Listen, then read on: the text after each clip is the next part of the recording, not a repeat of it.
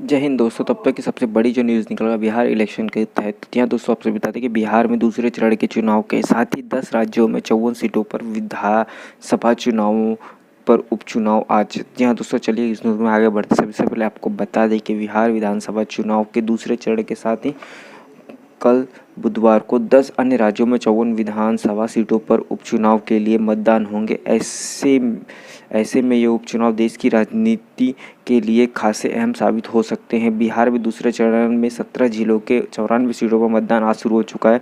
2 करोड़ 86 लाख से ज़्यादा मतदाता केंद्र रहेंगे। 1473 प्रत्याशी इसमें भाग ले चुके हैं। उनके भाग्य का फैसला आज होना निश्चित है। वहीं बात करें तो राज्यों की विधानसभा में 63 सीटें खाली हैं। इनमें से कुल 56 सीटों पर कल उपचुनाव होना है, जिनमें से 54 सीटों पर कल मतदान होना है।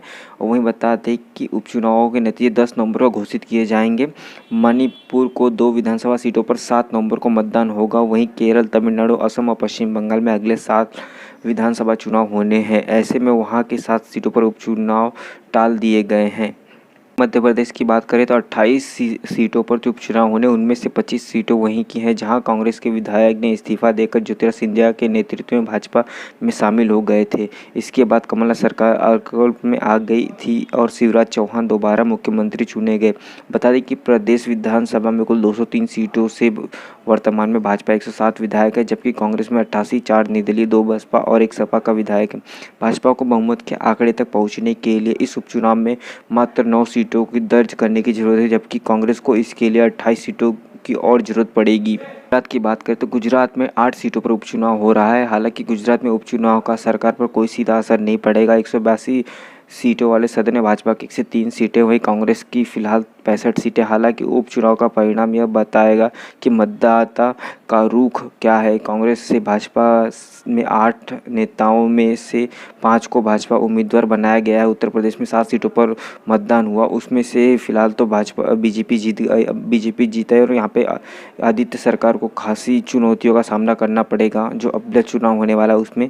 और देखते हैं भी आगे क्या होता है और किन राज्यों में 2-2 सीटों पर और चुनाव होने वाले। तो वहीं हम बात करें कर्नाटक, झारखंड, नागालैंड और मणिपुर में 2-2 सीटों पर उम्मीदवारों का चुनाव होने वाला है।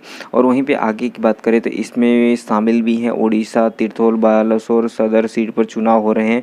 इधर झारखंड में दुमका और बरमो विधानसभा सीट पर उपचुनाव होंगे। नागालैंड के कोहिमा में दक्षिणी अंगामी आई सीट, किफिर जिले की पुग्रो फियारर सीट पर उपचुनाव होंगे। इन राज्यों में एक एक सीट पर चुनाव होगा। चलिए देखते हैं तेलंगाना में डबका विधानसभा क्षेत्र में उपचुनाव होंगे। यहाँ सत्तारूढ़ और CRS के विधायक सोलिमपराम रामलिंगन रेड्डी के आकस्मिक निधन के बाद यह सीट खाली हो गई है। इसके चलते यहाँ पर चुनाव होंगे। तभी यहाँ पे इलेक्शन का काफ़ी बड़ा माहौल चल रहा था। देखते कब कब कौन कौन कहाँ से जीतेगा। तो प्लीज़ हमारे चैनल को सब्सक्राइब कर लीजिए। जब भी इलेक्शनों के रिजल्ट आएंगे तो हम आपको इस चैनल के थ्रू आपको बता देंगे। तब तक के लिए धन्यवाद। जय हिंद।